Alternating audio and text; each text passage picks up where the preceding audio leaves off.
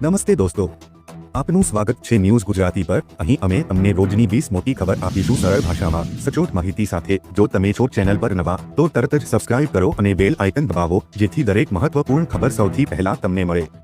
ચાલો શરૂ કરીએ આજના મુખ્ય સમાચાર। વાવાઝોડાની અસર, અનેક સ્થળે વરસાદ। મેઘરાજાની વિદાય પહેલા અરબ સાગરમાં શક્તિ વાવાઝોડું સક્રિય થયું છે। ખાસ કે હવામાન અનુસાર વાવાઝોડાની અસર ગુજરાત પર ભારે થશે નહીં, પણ ગઈકાલે સાંજે અમદાવાદના વાતાવરણમાં અચાનક પલટો આવતા અનેક વિસ્તારોમાં કડાકા ભડાકા સાથે વરસાદ વરસ્યો હતો। હિંમતનગરના અનેક વિસ્તારોમાં પણ વરસાદી માહોલ જોવા મળ્યો હતો। વરસાદને કારણે વાહન ચાલકોને હાલાકી ભોગવવાનો વારો આવ્યો હતો। ખાસ કે આવતીકાલે વાવાઝોડું ધીમું પડશે। રાજ્યના કર્મચારીઓને દિવાળીની ભેટ। સીએમ ભૂપેન્દ્ર પટેલે દિવાળી તહેવારને ધ્યાનમાં રાખી રાજ્યના વર્ગ 4 કર્મચારીઓ માટે ₹7,000 સુધીની મર્યાદામાં બોનસની જાહેરાત કરી। આશરે 16,921 કર્મીઓને લાભ મળશે। આ લાભ વિધાનસભા, મંત્રીમંડળ, પંચાયત, યુનિવર્સિટીઓ, ગ્રાન્ટીમેડ સંસ્થાઓ તેમજ બોર્ડ કોર્પોરેશનમાં કાર્યરત વર્ગ 4 કર્મચારીઓ માટે લાગુ પડશે, જેઓને અત્યાર સુધી બોનસ મળતો ન હતો।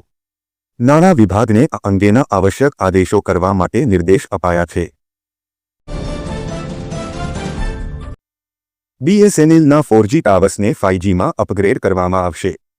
દેશની સરકારી ટેલિકોમ કંપની બીએસએનએલ ટૂંક સમયમાં તેના 4G નેટવર્કને 5Gમાં અપગ્રેડ કરશે। કેન્દ્રીય ટેલિકોમ મંત્રી જ્યોતિરાદિત્ય સિંધિયાએ રવિવારે કુટિલ્ય ઇકોનોમિક એસ્ક્લેવ 2025માં આ જાહેરાત કરી। તેમણે કહ્યું કે આગામી 6 થી 8 મહિનામાં બધા બીએસએનએલ 4G ટાવર્સને 5Gમાં રૂપાંતરિત કરવામાં આવશે, જે સમગ્ર દેશમાં હાઈસ્પીડ ઇન્ટરનેટ એક્સેસ પ્રદાન કરશે। દિવાળી ભેટ 21મો હપ્તો જાહેર। દિવાળી પહેલા ખેડૂતોને સારા સમાચાર મળી શકે છે। પીએમ કિસાન સન્માન નિધિ યોજનાનો 21મો હપ્તો દિવાળી પહેલા જાહેર કરવામાં આવી શકે છે। આ યોજનાનો 21મો હપ્તો 26 સપ્ટેમ્બરના રોજ હિમાચલ પ્રદેશ, પંજાબ અને ઉત્તરાખંડમાં મોકલી દેવામાં આવ્યો હતો। જો કે અન્ય રાજ્યોના ખેડૂતોને ચિંતા કરવાની જરૂર નથી, કારણ કે આ હપ્તો પણ ટૂંક સમયમાં તેમના બેંક ખાતામાં પહોંચશે। પીએમ કિસાન સન્માન નિધિ યોજના ડિસેમ્બર 2019માં શરૂ કરવામાં આવી હતી। તેનો હેતુ નાના ખેડૂતોને સીધી નાણાકીય સહાય પૂરી પાડવાનો છે। આ યોજના હેઠળ દરેક લાભાર્થીને વાર્ષિક કુલ 6,000 મળે છે, જે 2000ના 3 હપ્તામાં વહેંચવામાં આવે છે। હાલમાં દેશભરના 120 મિલિયન ખેડૂતો આ યોજનાનો લાભ લઈ રહ્યા। ખેડૂતો માટે સારા સમાચાર। ગુજરાતમાં મગફળીનું વાવેતર આ વર્ષે અપાર વધારો જોવા મળ્યો છે, જેના કારણે ખેડૂતોને તેમની પેદાશના વેચાણમાં મુશ્કેલીનો સામનો કરવો પડી શકે છે। આ સ્થિતિને ધ્યાનમાં રાખીને ગુજરાત સરકારે કેન્દ્ર સરકારને મગફળીના ટેકાના ભાવે વધુ જથ્થો ખરીદવા માટે રજૂઆત કરી છે।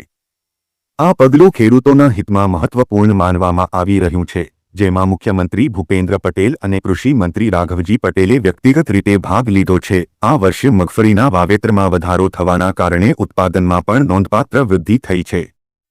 પરિણામે ટેકાના ભાવે મગફળી ખરીદી માટે 9.21 લાખથી વધુ ખેડૂતોએ નોંધણી કરાવી છે। કેન્દ્ર સરકારે પ્રારંભિક તબક્કે 15.21 લાખ મેટ્રિક ટન મગફળી ટેકાના ભાવે ખરીદવાની જાહેરાત કરી છે, પરંતુ ગુજરાતમાં વધુ વાવેતરને કારણે આ જથ્થો અપૂરતો સાબિત થઈ રહ્યો છે। તેથી ખાસ કિસ્સાઓમાં વધુ જથ્થો ખરીદવા માટે ગુજરાત સરકારે કેન્દ્રને રજૂઆત કરી। શક્તિ વાવાઝોડું આવે કે ન આવે, પણ વરસાદ ચોક્કસ આવશે। શક્તિ વાવાઝોડાને કારણે સિસ્ટમના 7, 8 અને 9 ઓક્ટોબર દરમિયાન રાજ્યના દરિયાકાંઠાના વિસ્તારોમાં વરસાદ થવાની શક્યતા છે। કચ્છ અને સૌરાષ્ટ્રના દરિયાકાંઠાના વિસ્તારોમાં 1 થી 1.5 ઇંચ સુધીનો વરસાદ પડી શકે છે, જ્યારે આ દરમિયાન પવનની ઝડપ 40 થી 50 કિલોમીટર પ્રતિ કલાક રહેવાનું અનુમાન છે। હવામાન વિભાગની આગાહી અનુસાર 6 ઓક્ટોબરે ગુજરાત તરફ શક્તિ વાવાઝોડું યુટર્ન લેશે। ગુજરાત તરફ ફંટાયા બાદ વાવાઝોડું ધીમું પડવાની શક્યતા છે।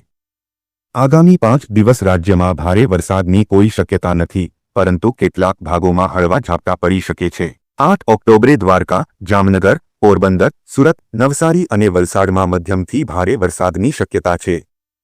અમદાવાદમાં છૂટાછવાયા સ્થળે હળવા વરસાદની આગાહી કરવામાં આવી છે। દરિયાકાંઠે 40 થી 55 કિલોમીટરની ઝડપે પવન ફૂંકાશે। 7 ઓક્ટોબરના રોજ સવાર સુધીમાં તે નબળું પડીને ડીપ ડિપ્રેશનમાં ફેરવાય તેવી શક્યતા છે, જેમાં પવનની ગતિ 50થી 60 કિલોમીટર પ્રતિ કલાક, ઝટકા સાથે 70 કિમી પ્રતિ કલાક થવાની સંભાવના છે. ગુજરાત ઉત્તર મહારાષ્ટ્રના દરિયા કિનારા પર 7 ઓક્ટોબર સુધી 45થી 55 કિલોમીટર પ્રતિ કલાકની ઝડપે ઝટકા સાથે 65 કિમી પ્રતિ કલાક પવન રહેવાની સંભાવના. આધાર કાર્ડ બાયોમેટ્રિકની કામગીરી વિનામૂલ્યે થશે. જાણો કેટલા મહિના સુધી અપાશે આ લાભ. આધાર કાર્ડ જારી કરતી એજન્સી યુઆઈડીએઆઈએ આશરે 6 કરોડ બાળકોને મોટી ભેટ આપી છે.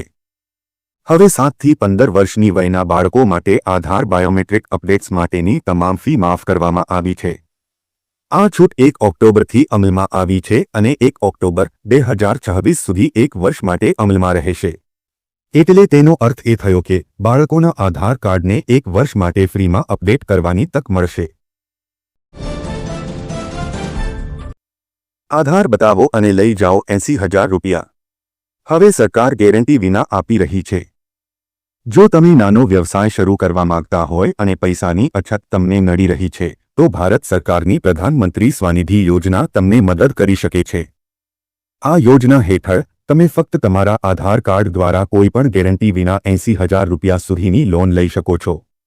આ યોજના ખાસ કરીને નાના વેપારીઓ, ફેરિયાઓ અને શેરી વિક્રેતાઓ માટે બનાવવામાં આવી છે, જેથી તેઓ તેમના વ્યવસાયને વિસ્તૃત કરી શકે અથવા ફરીથી શરૂ કરી શકે.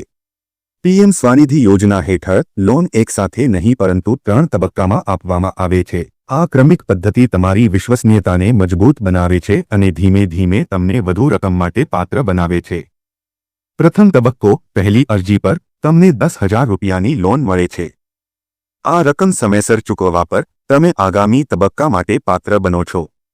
બીજો તબક્કો, પહેલી લોન સફળતાપૂર્વક ચૂકવ્યા પછી તમે 20,000 રૂપિયાની બીજી લોન મેળવી શકો છો. ત્રીજો તબક્કો, બીજી લોન પણ ચૂકવ્યા પછી તમે 50,000 રૂપિયા સુધીની લોન માટે પાત્ર બની શકો છો. આ રીતે તમે કુલ 80,000 રૂપિયા સુધીની લોન લઈ શકો છો. દિવાળી પહેલા સિંગતેલના ભાવમાં વધારો. રાજકોટ સહિત સૌરાષ્ટ્રમાં એક બાજુ મગફળીની મોટા પ્રમાણમાં આવક થઈ છે, જેમાં બીજી તરફ સિંગતેલના ભાવમાં 5 દિવસમાં 40 રૂપિયાનો ગ્રાઉન્ડનટ ઓઇલ પ્રાઇસ હાઇક વધારો થયો છે. ત્યારે વરસાદના કારણે કાચા માલની અછતના પગલે ભાવ વધ્યાનું વેપારીઓને ઓઇલ મિલરોનું રટણ છે. સિંગતેલના ભાવમાં ભડકો. 5 દિવસ પહેલા સિંગતેલના ભાવ ₹2,220થી 2,300 હતો, જેમાં આજે સિંગતેલનો ભાવ વધીને 2,250થી 2,340 થયો છે.